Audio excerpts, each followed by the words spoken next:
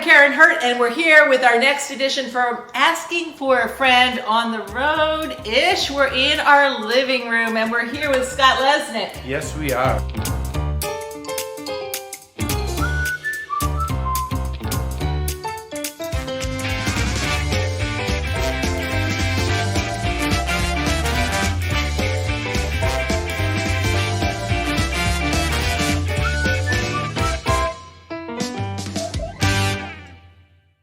So what do you do when people feel like, gosh, I just don't see any resources? Like, we've been downsizing, we don't have any funding. What are the how can we questions? What do you do to how can you repurpose? I love that question, by the way. How can you repurpose what you already have? Is my answer. How can we do this? Well, look at what you do have and repurpose what you have, and look at multiple angles and perspectives of those resources so that you can continue to use those until you get to either where you need to be or more resources are sent your way. Yes, okay, what are the skills that people already have, right? Yes. What are the resources that we already have? What is the technology that we already have? What is the pivot that we can do? Yeah. Excellent.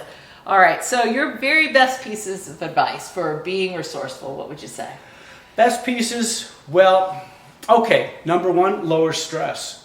Because if you're going to be resourceful, you have to have your mind in the game. And we're all stressed out. The last 2 years have been tough.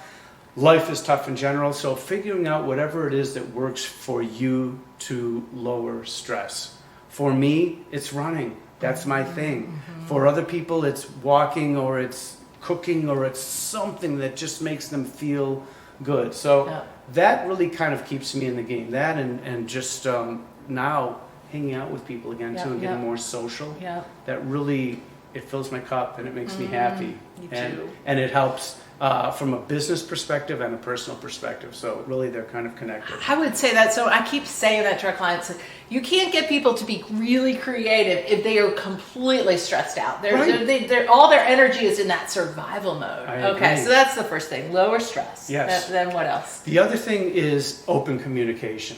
So I think leaders today, if you're going back 3 and 4 years and we try to think about where leadership was, it's changed, it's pivoted, and the companies and organizations that understand that are a couple of steps ahead of their competition. But what they have to do is make sure that the women and men in their leadership are trained to understand how to have communication with their staff, how they can listen and really help them move forward. If they can do that well, wonderful things will happen. If not, then people who are feeling all tied up and that things aren't working, that's going to continue. So it really begins with who's your manager, and does your manager really understand that things aren't the same as they were in 2018 and 2019.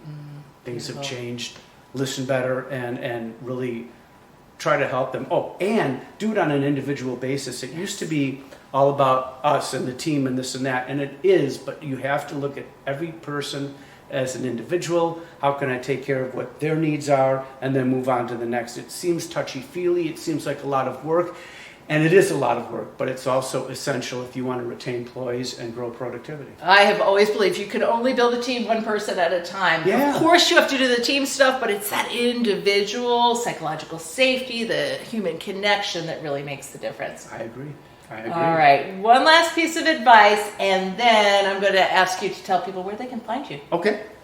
All right. Last piece of advice would be talk to other people, and make sure that the people that you're talking to, especially if it's about business, are not only in your field but outside of your field. Bounce things off of them, see what they have to say, listen, take what you want, toss out the rest. And if you're talking to people that go, nah, don't try that, or Karen, I wouldn't try to do that job, or I wouldn't try to go for that, maybe spend less time with the negative people. Hang out with the positive people that have got your back. And just open up to people, because sometimes the perspectives that folks will give us are so helpful, because we can see a lot but not everything. So open up and just let people know what's going on, and then let them kind of share and just absorb it and take what you want. Yes, and that's why I'm so glad you're coming for dinner. And David is cooking us dinner, which is even better. Double bonus. Yes. All right. So where can people find you? Right here, I'm here. Well, tomorrow. ScottLesnick.com is the easiest way to find me. All right. Yeah. Perfect. Thank you so much for being our guest on Asking for a Friend. Thank you so much, Karen. Appreciate it. Thank you, David.